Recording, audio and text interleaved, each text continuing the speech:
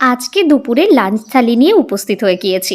সবার প্রথমে ছিল সাদা ভাত, সঙ্গে মুসুরির ডাল, ধনেপাতা আর পেঁয়াজ দিয়ে। এর সঙ্গে রয়েছে ছোট ছোট পাঁপড় ভাজা, যেটা ডাল দিয়েও আমার খুব পছন্দের, আর চাটনি দিও।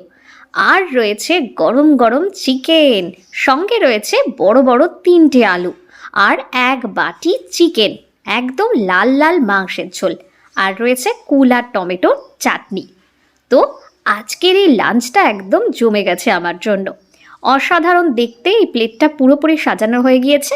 এবার শুরু হবে ধীরে ধীরে করে খাওয়া দাওয়া। আপনাদের কেমন লাগছে অবশ্যই আমাকে কমেন্ট বক্সে জানাবেন। সবার প্রথমে ভাতটা ভেঙে তার মধ্যে ডাল নিয়ে নিলাম, সঙ্গে পাঁপড় ভাজাও। কিন্তু ডালের ওপরের জলটাই আমার পাতে বেশি পড়েছে, থালাতে কিন্তু সেটাই বেশি রয়েছে। পরে আমি ঘন ভাতটা ওখান থেকে নিয়ে নিয়েছিলাম।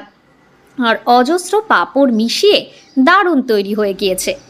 এরপরে আমি অপেক্ষা করছি এই যে আসল জিনিসের জন্য।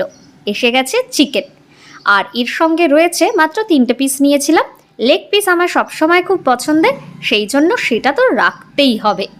আর লাল লাল ঝোল, যেটা কিন্তু খুব একটা বিশেষ ঝাল ছিল না।